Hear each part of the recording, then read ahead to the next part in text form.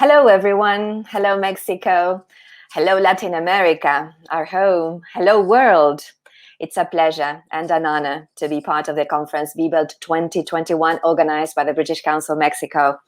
My name is Adriana de los Santos. I am a teacher educator based in Uruguay.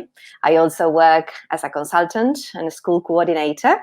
I work for the National Administration of Public Education in Uruguay, for International House Montevideo, and for Colegio Varela. You can see my full profile in the QR code here on LinkedIn if you want to follow. I am a former project manager for the British Council in Uruguay, so it is with great joy that I participate in an event organized by their team in Mexico. Let me just tell you briefly what my objective audience for today is. I think that this presentation might be useful for young learner teachers, all those who are now currently teaching young learners anywhere. We're living in a globalized world, and now more than ever, that is true, isn't it? So all those working with young learners, I think, will benefit from the experiences that we will discuss today. Also, novice teachers, those of you who have just started to teach English, wherever you are in Latin America or in the world, if you've just started, I think this might be beneficial for you, for your planning for 2021. Also, this presentation is aimed at pre-service teachers and trainees. I work as a teacher educator with a wide array of students in my country, from those who are just starting to those who are finishing their careers and will be teaching actually in 2021. So this might be useful for you if you are a pre-service teacher, a teacher to be. And those school leaders who work in primary and secondary school as well, because it is a lot of work to go through these pandemic times, isn't it? It is great work, and it requires a lot of patience, a lot of development of all parties. So I hope this is useful as well for primary and secondary school leaders. And in general, to all teachers who are interested in adjusting the teaching methodology to pandemic restrictions. I don't know where you are at the moment, where you're watching from, but here in my country, it's getting tighter and tighter. So you never know when they're going to switch off and say, go home, teach from home, or switch on, come back and teach from school.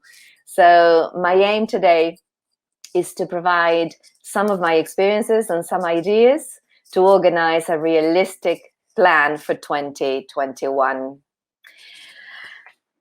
Because of my work and because of what I did, this is what you can expect to see in my presentation. Let me just, before telling you about the contents of the presentation, let me just ask you, please, to have pen and paper handy, to have it there for you to use throughout the presentation. There will be a slot at the end for you to ask questions, make comments, ask for expansion of the, or if there is something that I say that probably is too shallow or too panoramic for you and you want to go a little bit deeper, please take a note so that I can answer at the end.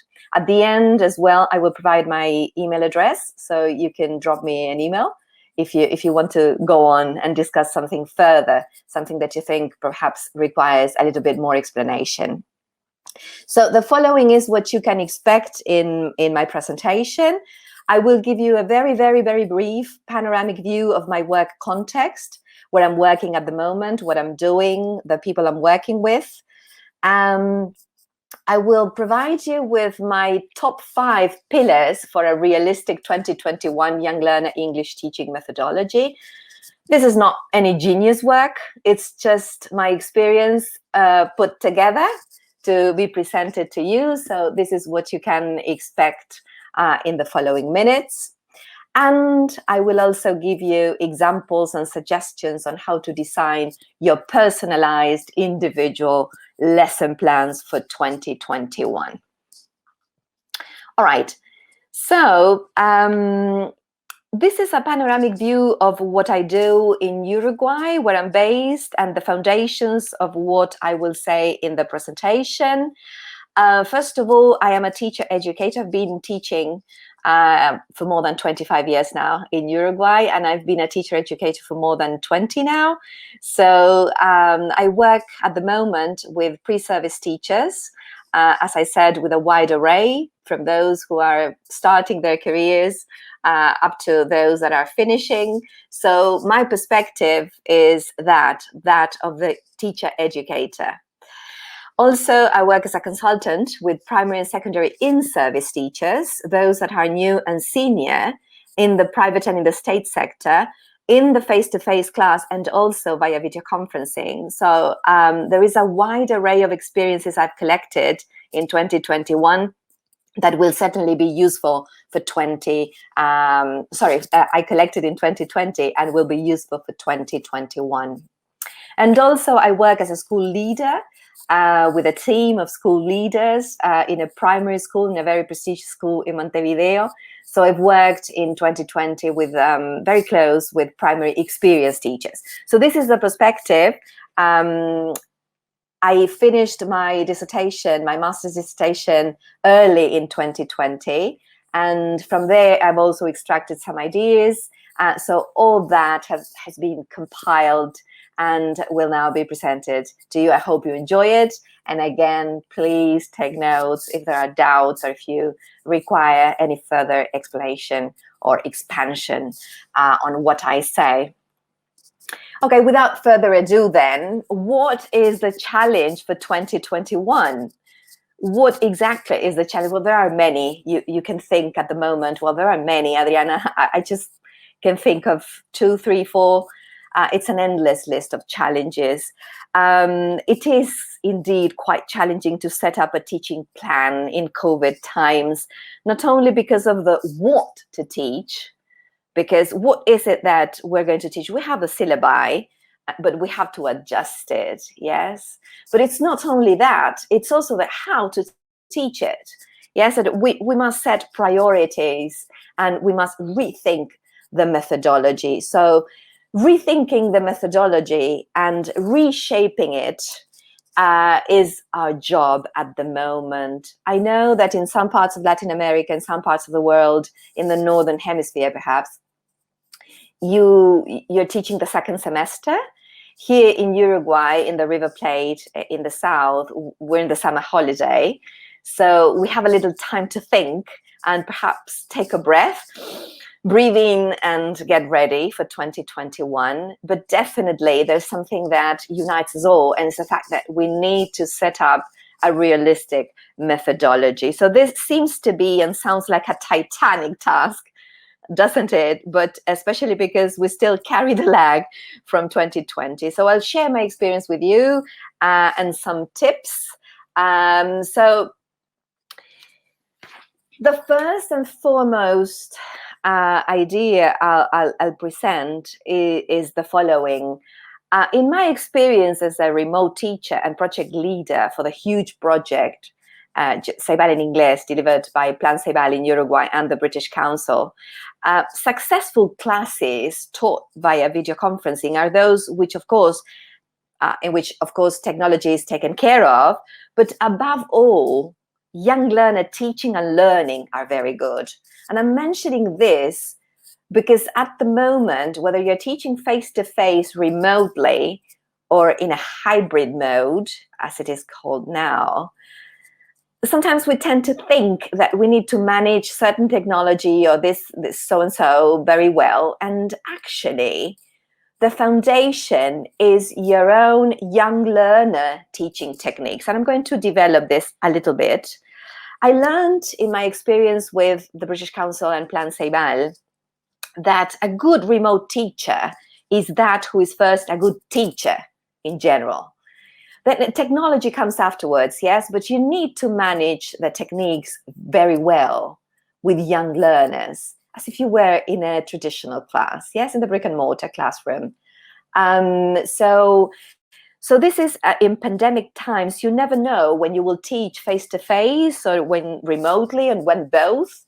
So then the foundation of a good methodology, I would say, would be to to be ready for all young learner classes and to get, all your foundations on teaching young learners techniques together. So let's remember that it's not about technology or the media. It is about taking informed decisions. Yes, it is about taking informed decisions, attending professional development events like this, and setting the right foundations. So let me just remind you very briefly. I know that some of you who are perhaps a little bit more senior, if you bear with me for 2 or 3 minutes, these 4 important ideas I'll bring back to your attention are of paramount importance in the times that we're living and in the times we're teaching. Let's remember that with young learners, it doesn't matter how old they are, you use a lot of pictures, you use a lot of videos, you exploit pictures, you pitch the pictures and the videos according to their age. You help them discover what there is in the pictures. You set them tasks with lively videos, lively short videos. The same happens in our methodology for 2021. So pictures and videos are certainly present in a young learner teaching methodology at any time. And that is independent of the times that you were living or you're teaching, yes? Concept checking is something that you do regularly in your classes, isn't it? It doesn't matter what your context is. And I am deeply, deeply concerned about the fact that some ideas that circulate in the media about teaching do not consider the context. And I will make a very strong focus on that. The importance of the context in which you're teaching. Now, these are universal. You do use pictures and videos that are pitched with your young learners. You use concept checking. You do correct repetition. It doesn't matter how old-fashioned this might be. I insist with my trainees. I insist with the teams that I work with. Correct repetition is essential when you teach young learners. Correct repetition is essential in all classes, independently of the medium that you use. Last but not least, let's remember the 4th important aspect I'm bringing today. I could have brought any others, but instructions, especially when you're working in a video conferencing environment, instructions are of paramount importance. So these 4 are just a foreword of the 5 pillars that I will present to you. The main idea here is be a good young learner teacher. It doesn't matter what medium for teaching you're using, okay? So let's go into the core part, the central part, the heart of the presentation. I promised to compile experience and knowledge about what could be the foundation of a realistic methodology. So the pandemic restrictions have taught us interesting lessons in terms of adaptation, flexibility, and dealing with uncertainty, haven't they? They've taught us a lot. These lessons have been very, very useful for us. So we need to adapt, yes, adopt other people's good ideas, but we need to adapt to our context. We need to be flexible. We need to be flexible, especially with ourselves, not to be fixed and, and too focused that we get exhausted in the middle of the day. And we need to be ready to deal with uncertainty. So in my experience, a realistic methodology to apply in 2021, depending again on your context and individual needs and possibilities, can be sustained on 5 basic pillars. The first one is your knowledge of your students' context. The first pillar on which you will set up your methodology for 2021 is your knowledge of the students' context. We'll see in a minute that we know a lot about our students' context, and that should be very, very helpful for us to develop a realistic methodology and a realistic plan to implement our courses. We also have a lot of knowledge of what motivates our students, don't we? This is actually general. It doesn't matter if you teach face-to-face, if you teach via video conferencing, if you teach in whatever method or hybrid or whatever. So you know a lot about what motivates the students. So we're going to use it as a second pillar. The third one will be your knowledge of what the students should learn. So you know a lot about that. So let's put it, in the game. We need to be very aware of what the students should learn, and we need to adapt for the methodology to be realistic. We also know, as a fourth pillar, we also know how ICT, information and communication technology, works in our contexts. I know how it works. I have to admit that I was a little bit surprised on the 13th of March 2020 when the confinement was declared. I thought that ICT worked in a certain way in Uruguay, but then I realized that was not the case. So up to this point, we know a lot about how ICT works in our contexts. So this should be one of our strongest pillars. And last but not least, we know as teachers, it doesn't matter if we're novice, if we're senior, we know that time and resources management is of foremost importance when we think of the methodology that we're going to use.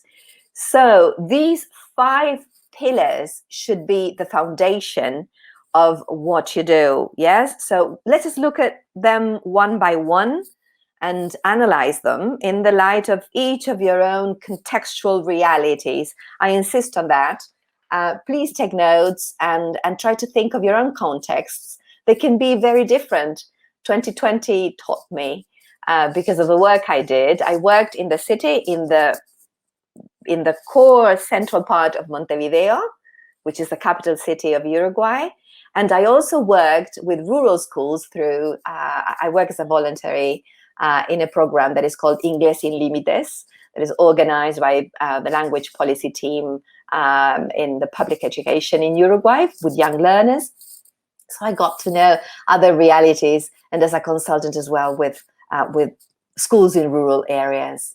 So each context is absolutely different. So extract the information, adopt any idea that is useful for you, but think of your own context. So let's go to the 5 pillars.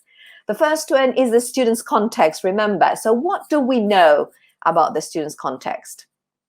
Well, it is not new for any of us that we teachers have enough information about our students' context to make a realistic plan. Yes, so we know their age, in which school year they are. We know about their families, how they're composed, who the children live with. We know about their needs, the children's needs and the family needs. We know the families and the children's wishes, and we also know their fears. Yes, we know a lot, especially in COVID times, and we know a lot from COVID measures taken in 2020. So there's a lot of knowledge of the context that we certainly have. So let's use it. Yes. We also know what measures were taken at our schools due to the pandemic. We now have an idea about what directors, school leaders, authorities above us take in pandemic times, when they switch on, when they switch off. So we have an idea. This is not new for us anymore. So we know the expectations of the families. We know the expectations of the children. We know the management style in the places where we work. We know what type of measures they take and what type of measures they don't. So in order to design a realistic plan, and with the knowledge that we have, I believe that our plans should be pitched in length and in content according to a student's age, cognitive, physical, and emotional development, state of development, their knowledge of the world, what they know about the context in which they live and the world around them. We need to deliver according to the school culture, our classes. It's our job. I mean, so we can't force too much, although we know that some measures, and I will show you an example in a minute, some measures are quite out of place. And we say, no, this is not going to work. I know because research says that this is not going to be useful for the students, but measures are taken anyway in your schools. And what are you going to do? Are you going to resign? Well, that's a possibility. But in most cases, we want to maintain our job. So we need to deliver according to our knowledge and according to the school culture and what is expected from a teacher in these times. Okay, so we need to fulfill people's needs. Yes, all the parties, the children's first, because they are the ones who are in our classes and they are the target, the focus of our attention. So our students are there in the focus, but also the rest of the community. We're not alone in this. Luckily, we're not alone. We count on the families and the authorities as well. So we know what kind of solutions we have to plan. I will provide some, perhaps not very numerous. We can go on via email or in another workshop, or or on social media if you like. But we need to provide solutions for confinement times, and bearing in mind that what you know about the school context and the students' context is going to be of paramount importance. Some examples, as promised, and I wrote experience and periods in brackets because this is an example from experience. In one of the schools where I worked, and I provided some consultancy, the authorities decided that all classes, all face-to-face classes, were going to be Zoomified. I don't know if you're familiar with this term. This was invented, actually.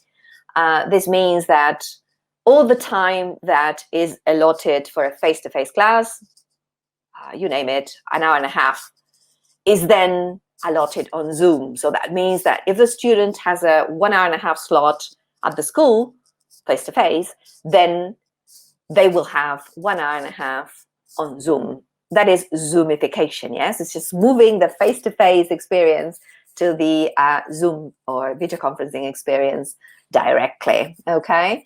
So in my experience, it was very hard to work with the teachers, with a team of teachers, because I said, this is crazy. How am I going to manage this? So what we did was to organize a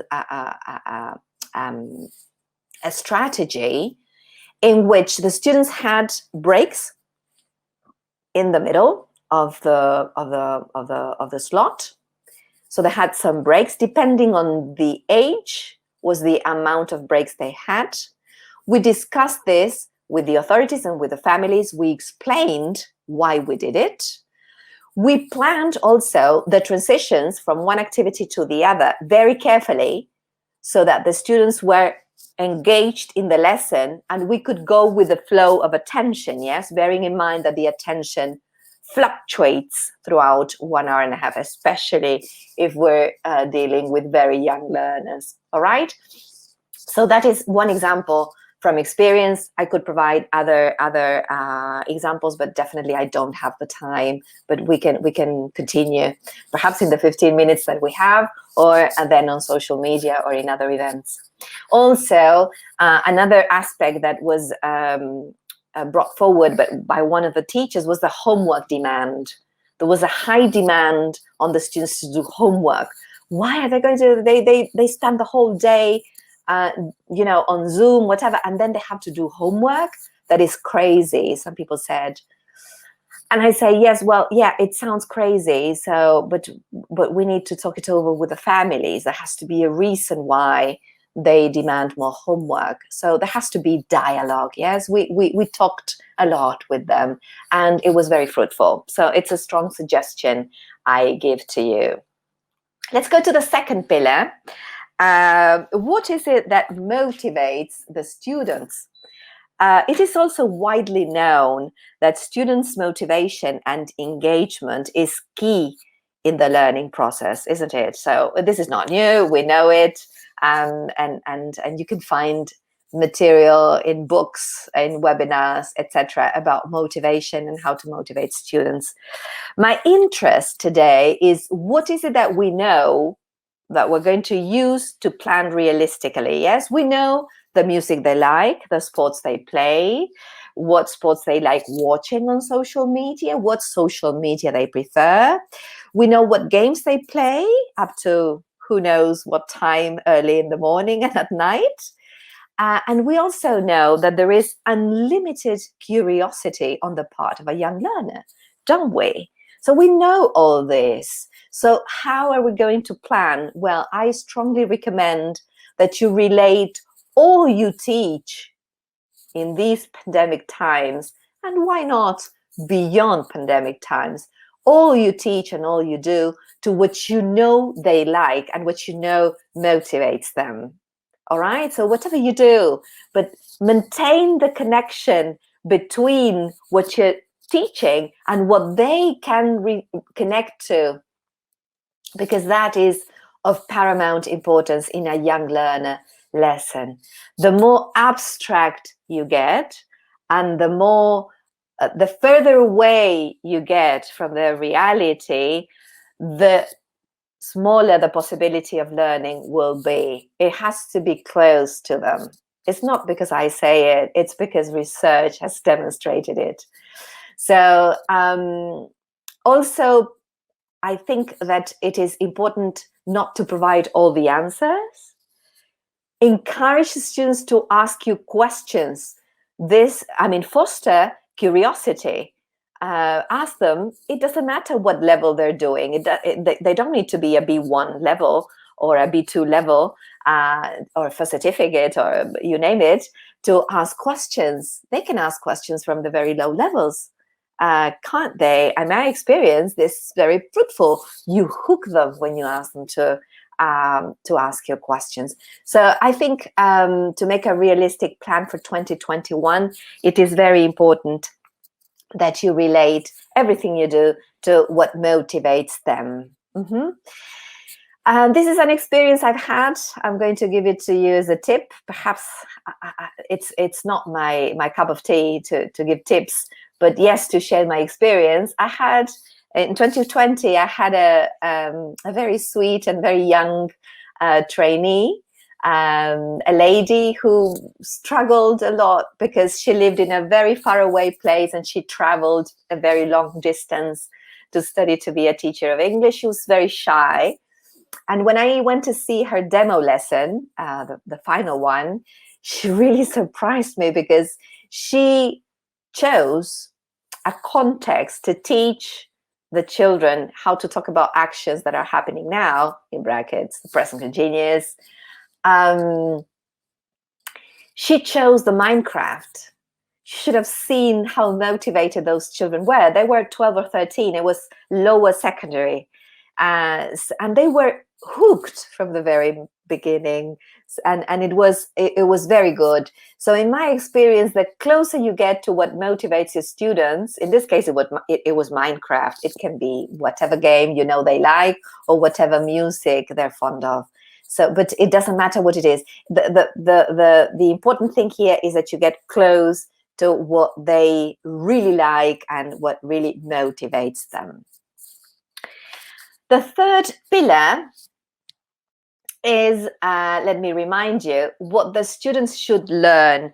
The third pillar of a realistic methodology for 2021 is to bear in mind what our students should really know by the end of the course. And I want to be emphatic, what they should really know, yes? We know very well the level of English we're teaching. We know very well in which stage our students are. So we have a lot of knowledge about the curriculum. We know how much they can read, how much they can write. We know to their literacy and English background. That we know. And if we don't, we must find out. We also have the syllabus. We have all the, the can-do statements and the vocabulary list and the grammar list and the thematic units, blah, blah, blah, blah, blah, blah. We know all that. And we also know about the time constraints that we have due to the pandemic. What time constraints? Well, they are undefined. Nobody can predict. We don't know. So we need to be able to squeeze these syllabi to plan realistically. Yes. And so what do I mean by this? I think we need to be economical. We need to adjust the program or the annual plan or the way you name it so that the objectives can be attained even in maximum restriction times, because we don't know if this is going to be, shut down and we will only be teaching through a platform, through an asynchronous platform. So we never know. So we need to be economical. We need to have a map of the year, of the course, and need to know exactly what is it that the students should learn. And they can't leave the level or the course without knowing. So that is a priority list, yes, and that is a must. It's a pillar. It's a very strong pillar. So my suggestion here is to keep it simple. Keep it simple in all aspects here, yes? Keep everything simple. Keep all your planning simple. If not, it's going to drive you crazy, yes? And we want to be relaxed, not crazy and overstressed. So we need to maintain simplicity. At this time, we need to be economical. And this is just, the good old recipe for teaching in all your classes, especially in these pandemic times, in terms of restriction. Revise, recycle, teach, and expand. Of course, you have a core, a center of a class that you're going to teach, but do revision, do recycling, do expansion at the end, so that your course is a cycle, yes, that, that gets to, it's like a chain, and you chain all your classes to make the long chain of your course. So as I told you, I work as a school leader with a team of school leaders in primary. What I did, this is a very short experience I'm going to share with you. What I did was I talked to all the team and said, look, it's all ladies, all of them are female. This is why I say I told all the teachers to, okay, be economical, adjust your scope and sequence. So to each and every teacher, I talked and I asked and I worked with, so that all the scope and sequences adjustments were made. It is a school where there is a lot of ambition in terms of content. It is a bilingual school. So, there was an adjustment, a very tight adjustment. How did we do it? I planned a template.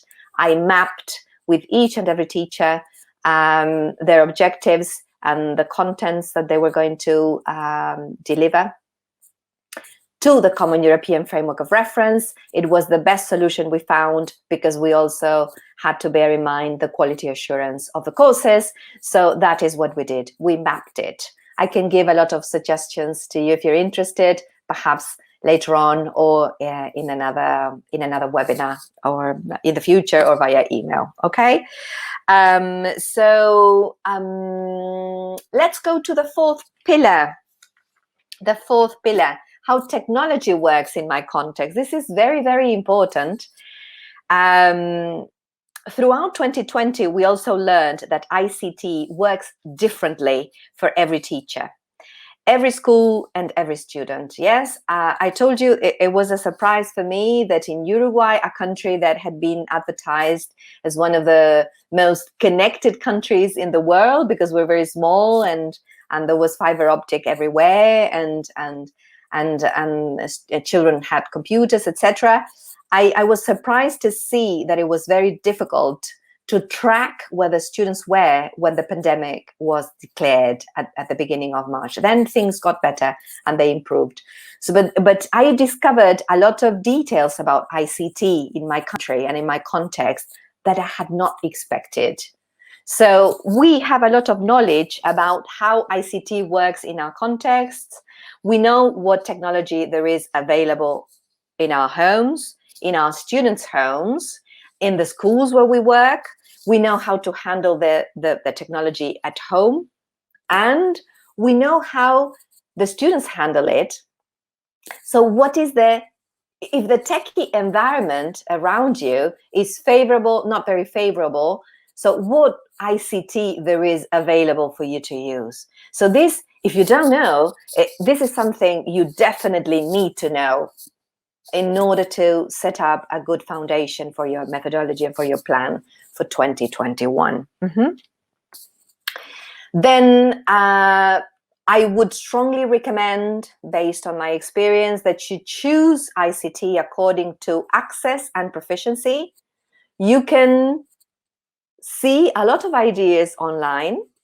You can have a very long menu of possibilities. But then if your students can't access them, they're useless. And if they can access them, but they're not proficient to use them, then again, they're useless, because your main aim is language learning. Yes, so, and it's not that they learn about the technology. So what I recommend is that you devote time to induction, time to tutorials, time to clarification. This is what I actually did. As I said, I work with students in the National Administration of Public Education in Uruguay. We use a customized version of Schoology, which is called CREA.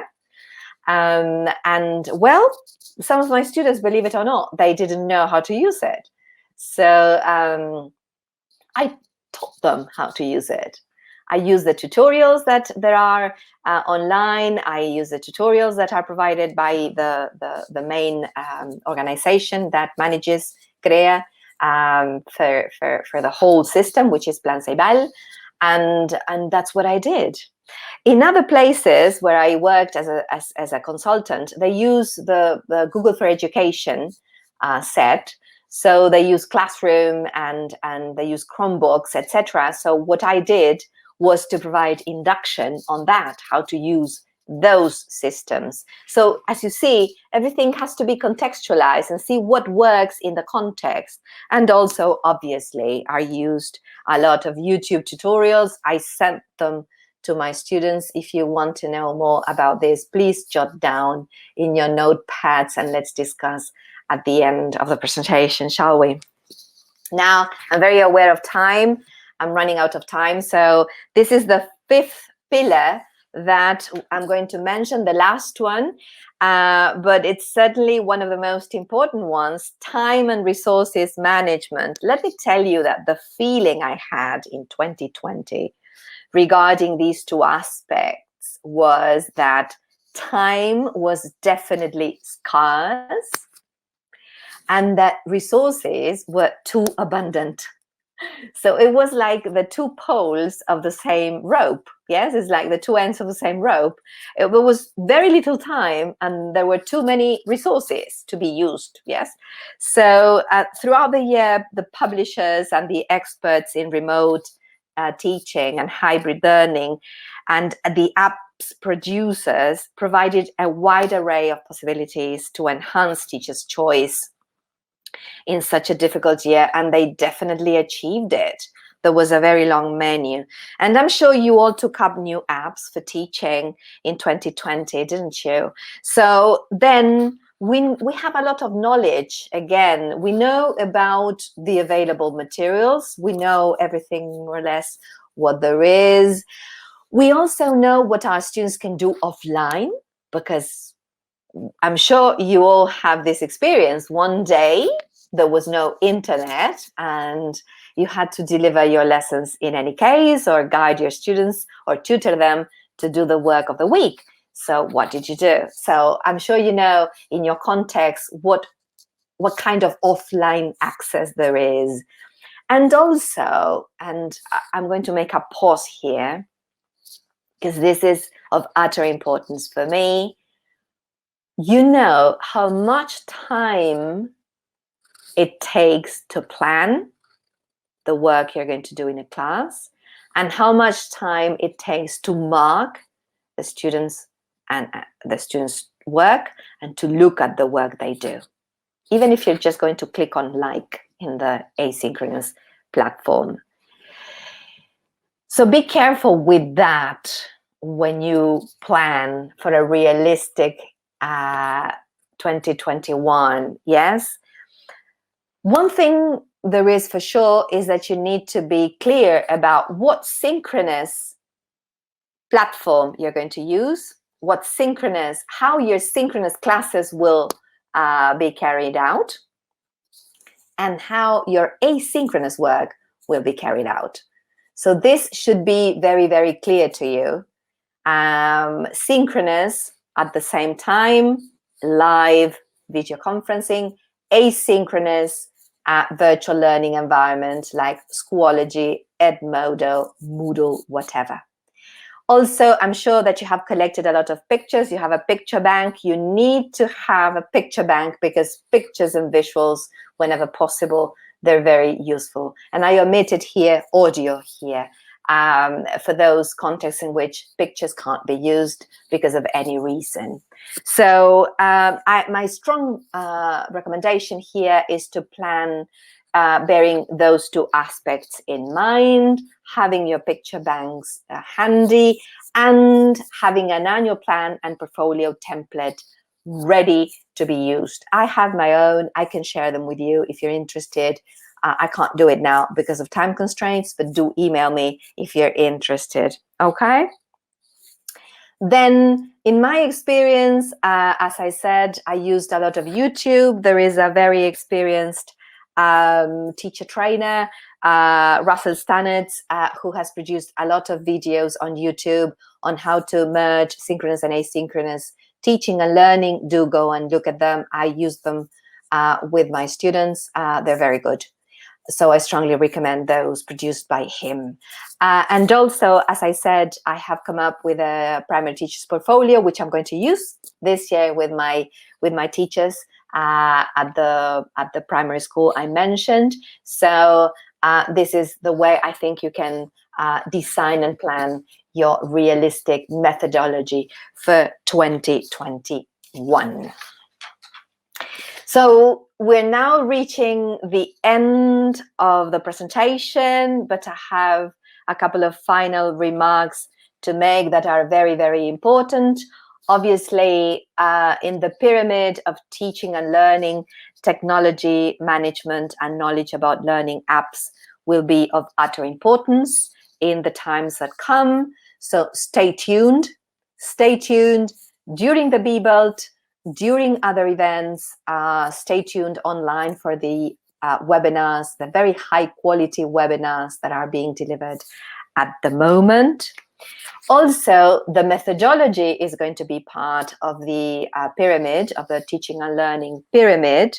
The methodology is the skeleton of our work, is the backbone of successful language learning. So go back to the basics, as I said at the beginning, go back to basics, young learner techniques, basic young learner techniques.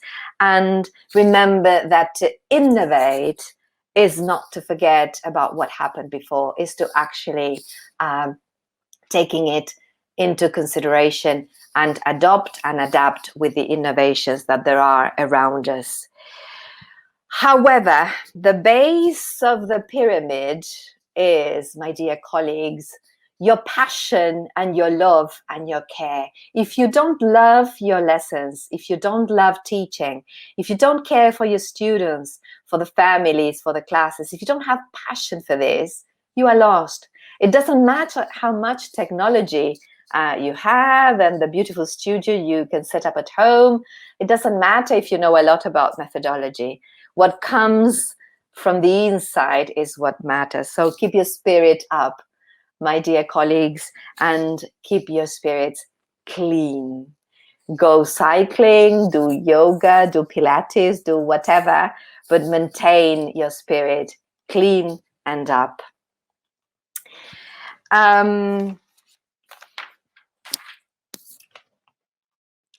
This is Eduardo Galeano. This is one of my favorite Uruguayan authors. Obviously, I'm very proud of him. I'm sure you know him, but if not, I strongly recommend that you read some of his books. I took this picture from a football page from Mexico. They have just, brought back some of his teachings in a book of football. But I brought a phrase that he wrote in one of his books. And he said, at the end of the day, we are what we do to change what we are. Yes, the pandemic makes us stay in constant change, and we will be in constant change. The pandemic will not change what we are. We will do it. Or this is what I hope, that the pandemic doesn't change us, is that we do it because we want to change and go with the flow of times, and that we do it through hard work and staying together. For example, participating in events like this and in others. And now mother tongue, to get closer to emotions. Yes, I'm sure most of you are Latin here. Al fin y al cabo, somos lo que hacemos para cambiar lo que somos. So then with these words, I would like to thank you very much for your attention. Thank you for watching. Thanks for staying there. And please stay tuned for questions, for answers, to comment on what I've just said. And don't hesitate to email me if you want to go deeper into any aspect I have mentioned. Thank you very much.